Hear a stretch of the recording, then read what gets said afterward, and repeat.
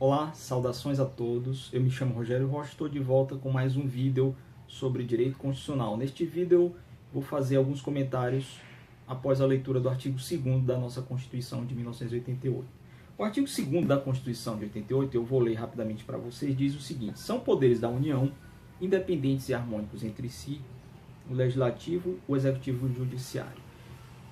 O artigo é bem simples e objetivo. Ele trata dos poderes da União. A União, que é este ente, que é a forma que toma o Estado, no nosso caso, os municípios, a união entre municípios, estados da federação e o poder do central federal, a União, que é a República Federativa, que é esse ente maior, ele é formado, ou seja, ele possui poderes. Esses poderes que são independentes e harmônicos entre si, conforme nos diz a própria redação do artigo 2º, são o Executivo, o Legislativo e o Judiciário. Essa história vem de longe e ela é influenciada pela filosofia, sobretudo por leituras que foram feitas durante o século XVIII, XIX e XX. Por que eu estou falando disso? Essa ideia que veio para as constituições contemporâneas, democráticas e de estados abertos, ela é trazida a partir de uma leitura que se fez da obra de Montesquieu, O Espírito das Leis, uma obra do ano de 1748, portanto do século XVIII, onde aquele autor, aquele filósofo francês, nos mostrava, ao tentar compreender o que era o Estado àquela época, que esse ente era formado por 3 poderes. Ou ele se mostrava fenomenicamente, ele se expressava através de 3 poderes que o Estado possuía, que eram muito claros e que eram essas 3 forças do Estado: poder legislativo, executivo e judiciário. À época, criou-se uma espécie de dogma nos meios jurídicos, a partir da leitura da obra de Montesquieu, que era o seguinte: há uma divisão de poderes, esses poderes são em número de 3, conforme falou Montesquieu, que representam uma forma factual do que é o Estado, como ele age, como ele se faz notar para os súditos, e que cada um tem uma função muito clara e muito bem definida, e que essas funções são estanques, então elas são uma separação rígida. Os 3 poderes são separados, eles são independentes, eles não se intercomunicam, não dialogam, eles são o Estado também, porém eles não têm essa intercomunicação, vamos dizer.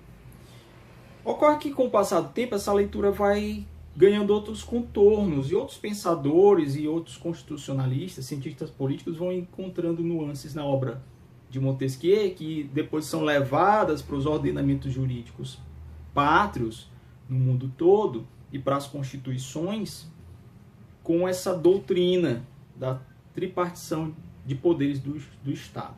Uma delas, uma leitura que já vai se fazer depois do século XVIII, e que tem a influência também dessa leitura de Montesquieu sobre o que é o Estado, é de que o Estado que não tivesse Constituição, ele não teria separação de poderes. Portanto, e isso daí é uma leitura que advém da Carta de Direitos Humanos, da Declaração de Direitos Humanos do Cidadão, no artigo 16, onde se encontra lá nesse artigo uma proclamação de que os estados deveriam ter constituições. O estado que não tem constituição, uma das características é que ele não tem essa divisão de poderes. Isso daí só confirmou de alguma forma para a leitura que se fazia na época de que Montesquieu estava certo quanto a essa divisão de poderes. Ocorre que já depois do século XIX, já no século XX, alguns constitucionalistas, alguns juristas começaram a notar que essa leitura que se fez era equivocada, que na verdade o que o Montesquieu falava não tinha nada a ver com isso, com separação rígida, com tripartição rígida, estanque. Cada poder é uma coisa diferente, não se intercomunica, não dialoga, são independentes e harmônicos, como diz a nossa Constituição atual, mas que eles não têm um diálogo. Então haveria uma separação bem estanque. Não. Constitucionalistas contemporâneos, como o J.J. Gomes Canotilho, como Marcelo Caetano, por exemplo, nos dizem que, citando Eisenman, que houve uma leitura equivocada que deu margem à criação desse dogma, desse mito da rígida tripartição de poderes estatais, a partir de uma leitura também equivocada da obra de Montesquieu, que na verdade pouca gente leu. As pessoas citam muito, mas quase ninguém leu do Espírito das Leis. Ou sequer leu na íntegra, né? Leu alguma coisa ou leu uma passagem e achou que a obra se resume àquilo. Na verdade, a obra é bem maior. Mas voltemos aqui ao direito constitucional. Então, esse alerta foi feito por juristas e por doutrinadores contemporâneos. Hoje em dia, chegou-se à conclusão de que eles estão certos, que eles estão com a razão. E hoje, nos bancos universitários, nas universidades, nas faculdades, você que faz direito, você que está começando a estudar direito, ou qualquer um que vai fazer cursinho, está se preparando para qualquer carreira jurídica, já vai ouvir dos seus professores não mais a ideia de que o Estado tem 3 poderes e que eles são separados rigidamente, e que não seriam também bem só 3 poderes, mas seriam 3 funções do Estado. Então, superou-se esse dogma, esse mito montesquiano de tripartição de poderes, e hoje se utiliza uma outra nomenclatura, uma outra terminologia para essas 3 forças do Estado, que são chamadas agora de 3 funções do Estado. Então nós temos uma tripartição de funções do Estado. É o que nos diz aqui o artigo 2º, já numa leitura contemporânea. Não, pode-se chamar de poderes? Pode. Está errado? Não acho que esteja errado. Porém, didaticamente, por uma questão de conformidade com o que se tem escrito e que se tem comentado hoje em dia sobre este tema, vocês que estão estudando, vocês que estão começando a entender o que é o direito constitucional e começam a ler os primeiros artigos da Constituição, tem que levar em conta que o Estado é uma coisa só, mas que se apresenta aos governados, aos administrados, em 3 funções muito claras. E essas 3 funções são a função legislativa, a função judiciária e a função executiva. Ficou claro? Ficou claro para você? Conseguiu entender? Eu acho que sim, né? Pois bem, então, nós temos nesse artigo 2º a ideia de que são poderes da União esses 3 poderes.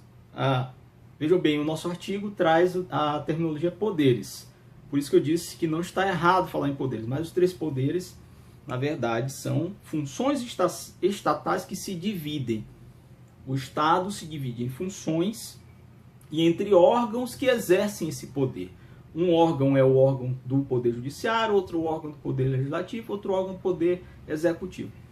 O Poder Executivo é a faceta do Estado que administra, que faz a gestão da coisa pública, que governa, que exerce a presidência, no nosso caso, que é um presidencialismo, enfim, que dialoga com esses outros 2 poderes e que exerce também uma espécie de controle em relação a um e outro, que em algumas situações também legisla e que em outras situações também, por assim dizer, julga. E mais à frente, na continuidade dos seus estudos, vocês vão entender por que eu estou falando nisso. O judiciário, ou esse órgão do poder também independente, que está na estrutura do Estado, essa função estatal, que é a função do poder judiciário, ela é feita originariamente para julgar. Então ele é um poder que julga as demandas que vão até ele. Mas, além de julgar, ele também tem a atribuição de propor algumas leis, né? E aí vem uma função legislativa e também de exercer o controle sobre os outros 2 poderes. Sobre o executivo, os atos do executivo, e sobre o próprio poder legislativo. E o legislativo, por fim, que tem a função estatal desse poder, que é legislar, fazer leis. Ele é o legislador constitucional, né? Ele é o legislador, é aquele que traz as normas positivadas para nós, que somos os cidadãos, os administrados. Mas ele também faz o controle do executivo e ele também julga seus pares. E julga, inclusive, membros do Poder Judiciário. Portanto, meus amigos e minhas amigas, vocês veem aí que nessa noção que a gente tem de tripartição de funções, que é a noção contemporânea e a leitura que se faz dessa temática toda que eu acabei de expor aqui para vocês, não há por que falar em separação rígida de poderes ou separação rígida de funções. São funções que se intercomunicam e o Estado, na pele desses três órgãos de poder ou dessa divisão de funções que são exercidas pelo Judiciário, pelo Legislativo e pelo Executivo, o Estado, e nós sabemos disso, essas funções são independentes, ou seja, elas não precisam umas das outras, e são harmônicas ao mesmo tempo, ou seja, elas coexistem, elas convivem entre si harmonicamente. Contudo, elas não são rígidas, e aí talvez está a superação do equívoco da interpretação do dogma montesquiano de separação de poderes. Elas não são rígidas, elas são fluídas e elas são maleáveis, até certo ponto até muito maleáveis. Portanto, cada órgão de poder dessa função de Estado, ele tem a sua função preponderante, a do Judiciário, a função preponderante é julgar, a do Executivo, a função preponderante é administrar a coisa pública, é gerir os rumos do país, é ter o exercício do poder político.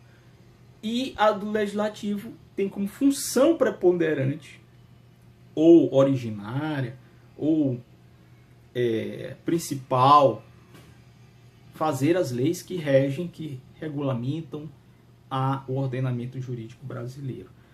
Então, fica bem claro o que é agora a leitura que se pode fazer desse contexto todo jurídico e político a partir da visão que nos trouxe o Montesquieu, os novos doutrinadores, os doutrinadores contemporâneos, e uma leitura que a gente pode fazer do artigo 2º. Eu fico por aqui, espero que todos tenham conseguido entender. Espero vocês no próximo vídeo, onde eu devo comentar mais um artigo da Constituição Federal. Até a próxima, muito obrigado. Continuem com a gente nas redes sociais, clique no sino, ative as notificações, inscreva-se no nosso canal, deixe algum comentário, sugira vídeos e até a próxima.